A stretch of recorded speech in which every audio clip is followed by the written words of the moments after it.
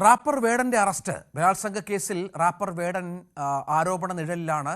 കേസുമായി മറ്റുമായി വേടൻ ഇങ്ങനെ കുഴയുന്നൊരു പശ്ചാത്തലമുണ്ട്. ഇതിനിടയിൽ വേടന്റെ അറസ്റ്റ് ഹൈക്കോടതി തടഞ്ഞു എന്നുള്ളത് ഏറ്റവും പ്രധാനമാണ്. നാളെ മുൻകൂർ ജാമ്യാപേക്ഷ പരിഗണിക്കും വരെ അറസ്റ്റ് ചെയ്തതെന്നാണ് കോടതിയുടെ നിർദ്ദേശം. ഉഭയകക്ഷി സമ്മതപ്രകാരമുള്ള ശാരീരിക ബന്ധം എങ്ങനെ ബലാത്സംഗമാകുമെന്ന ഹൈക്കോടതിയുടെ ചോദ്യം ഈ വിഷയത്തിൽ ഏറെ ശ്രദ്ധേയമായി എന്നുള്ളതാണ്. അതായത് പരസ്പര സമ്മതത്തോടുകൂടിയുള്ള ലൈംഗിക ബന്ധം, പിന്നീട് ഈ ബന്ധം വഷളാകുമ്പോൾ അത് കേസുമായി മറ്റും മുന്നോട്ട് വരിക, അത് ശരിയായ രീതിയല്ല എന്ന് കോടതി നിരീക്ഷിക്കുന്നു. ഏതായാലും വേടൻ താൽക്കാലിക ആശ്വാസമാണ്, പക്ഷേ അത് കോടതിയുടെ നിരീക്ഷണം പ്രധാനമാണ്. നവമി ദിനേശ് ഏറ്റവും പുതിയ വിവരങ്ങളുമായി ചേരും. നവമി, യഥാർത്ഥത്തിൽ വേടന് ആശ്വാസകരമായ ഒന്നാണ്, പക്ഷെ അപ്പോഴും കോടതി പൂർണ്ണമായും അറസ്റ്റ് ഒഴിവാക്കാനും നിയമ നടപടികൾ റദ്ദാക്കാനും ഒന്നും തീരുമാനിച്ചിട്ടില്ല. റാപ്പർ വേടനെ സംബന്ധിച്ച് അല്പം ഒരു ആശ്വാസം കിട്ടുന്ന പരാമർശം തന്നെയാണ് ഹൈക്കോടതിയുടെ ഭാഗത്തു നിന്നും ഉണ്ടായിരിക്കുന്നത്. എന്തായാലും വേടന്റെ അറസ്റ്റ് താൽക്കാലികമായി തടഞ്ഞിരിക്കുകയാണ്. നാളെ ഹർജി വീണ്ടും പരിഗണിക്കും.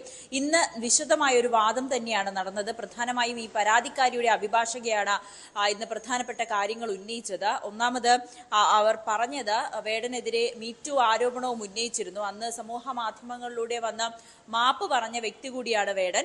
ഒപ്പം ഈ കഴിഞ്ഞ ദിവസങ്ങളിൽ മുഖ്യമന്ത്രിക്കടക്കം വേടനെതിരെ ബലാത്സംഗ കേസിന്റെ പരാതികൾ ലഭിച്ചിട്ടുണ്ടായിരുന്നു. മാധ്യമങ്ങളടക്കം ഇത് വാർത്തയാക്കുകയും ചെയ്തു എന്ന് അഭിഭാഷക കോടതിയെ അറിയിച്ചു. പക്ഷേ കോടതി ചോദിച്ചത്, മാധ്യമങ്ങളിൽ വാർത്ത വന്നതുകൊണ്ട് മാത്രം ഇതിലൊരു നടപടി എടുക്കാൻ കഴിയില്ല, പകരം കൃത്യമായിട്ടുള്ള തെളിവുകൾ ആവശ്യമാണ് എന്നുകൂടി കോടതിയുടെ ഭാഗത്തു നിന്നുള്ള ഒരു പരാമർശമുണ്ടായി. ഒപ്പം പ്രധാനപ്പെട്ട ഒരു ചോദ്യം കൂടി കോടതിയുടെ ഭാഗത്തു നിന്ന് ചോദിക്കുകയുണ്ടായി.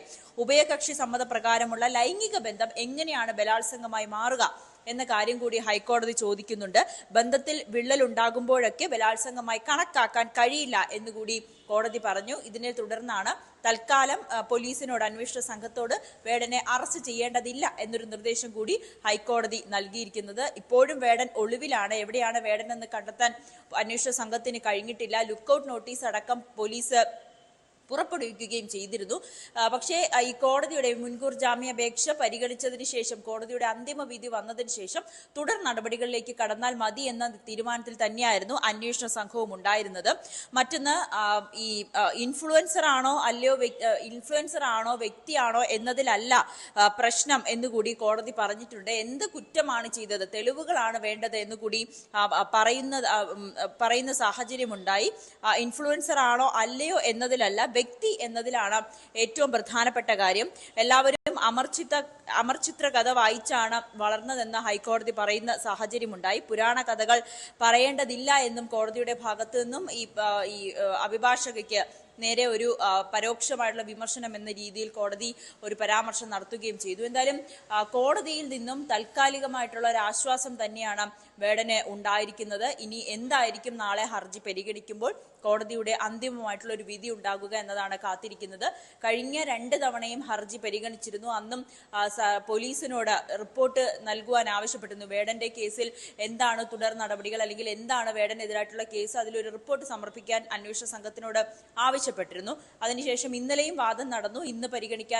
ഇന്ന് വിധി പറയാനായി മാറ്റിയെങ്കിലും വിശദമായിട്ടുള്ളൊരു വാദം ഇന്ന് നടക്കുന്ന സാഹചര്യത്തിലാണ് വിധി നാളത്തേക്ക് പറയാമെന്ന് കോടതി പരാമർശിക്കുന്ന സാഹചര്യമുണ്ടായത്. എന്നാലും വേടനെ സംബന്ധിച്ച് വലിയ ആശ്വാസകരമായിട്ടുള്ള കാര്യം തന്നെയാണ് കോടതിയുടെ ഇത്തരത്തിലുള്ള പരാമർശം. 2 പരാതികൾ കൂടി വേടനെതിരെ ഉയർന്നിരിക്കുന്ന സാഹചര്യമുണ്ട്. അതും ബലാത്സംഗ കേസ് തന്നെയാണ്.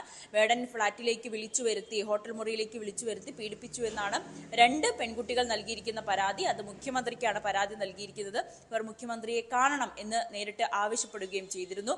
എന്നാലും തുടരെയുള്ള വിവാദങ്ങൾ തന്നെയാണ് വേടനെ തേടിയെത്തുന്നത്. ഇപ്പോൾ എന്തായാലും കോടതിയുടെ മുൻകൂർ ജാമ്യ അപേക്ഷയിൽ കോടതി മുമ്പാകെ ഇരിക്കുകയാണ്. എന്താണ് ഇനി അതിലൊരു തീരുമാനം വരിക എന്നതാണ് ഉറ്റുനോക്കുന്നത്. നവമി ദിനേശാണ് വിവരങ്ങൾ പങ്കുവച്ചത്.